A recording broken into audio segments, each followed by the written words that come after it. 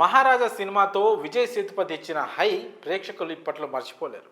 ఇంతలోనే విడుదల 2తో ప్రేక్షకుల ముందుకొచ్చాడు ఈ వర్సటైల్ స్టార్.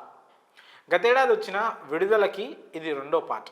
టాలెంటెడ్ దర్శకుడు వెట్రిమారన్ రూపొందించిన చిత్రం ఇది. మరి ఈ మూవీ తెలుగు ప్రేక్షకులను ఎంతవరకు ఆకట్టుకుంటుందో ఇప్పుడు తెలుసుకుందాం. ముందుగా కథ విషయానికి వస్తే, ప్రజాదళం నాయకుడు పెరుమాళ్ అనగా విజయ్ సేతుపతిని కానిస్టేబుల్ కుమారేషన్ అనగా సూరి పట్టుకోవడంతో పోలీసులు అతన్ని తీసుకొని అడవిలోకి వెళ్తారు.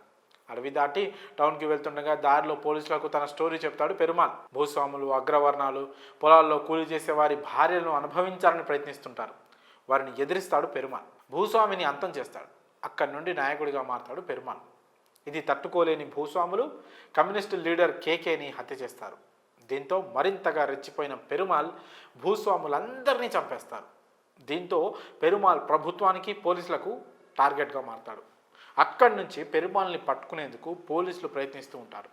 అనంతరం ఏం జరిగింది, పెరుమాళ్ మహాలక్ష్మి అనగా మంజు వారియర్కి ఎలా పరిచయం అయింది, ఇంతకీ మహాలక్ష్మి ఎవరు, వీరి ప్రేమ కథ ఏంటి, పెరుమాళ్ని పట్టుకొని అడవిలో వెళ్తుండగా ఎలాంటి సంఘటనలు చోటు చేసుకున్నాయి, రైలు ప్రమాదానికి అసలు కారణం ఎవరు, ఈ జర్నీలో పెరుమాళ్, కుమారేషన్ వంటి కొందరు పోలీసుల్లో తెచ్చిన మార్పేంటి, పెరుమాళ్లో వచ్చిన మార్పేంటి, పెరుమాళ్ అరెస్ట్లో ప్రభుత్వం ఇచ్చిన ట్విస్ట్ ఏంటి అనేది మిగిలిన కథ.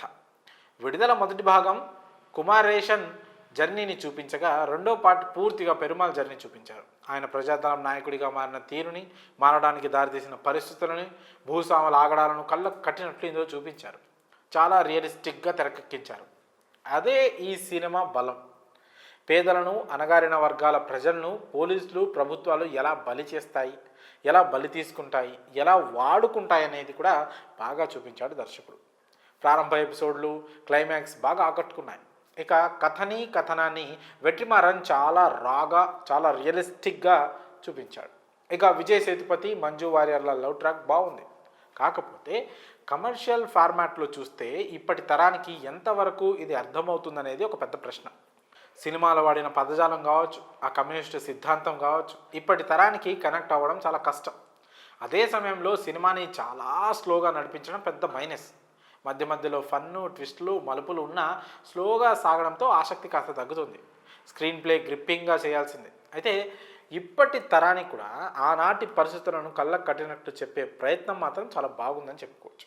ఇక పెరుమాళ్గా విజయ్ సేతుపతి నట విశ్వరూపం చూపించాడు. ఇక మహాలక్ష్మిగా మంజు వారియర్ అదరగొట్టింది.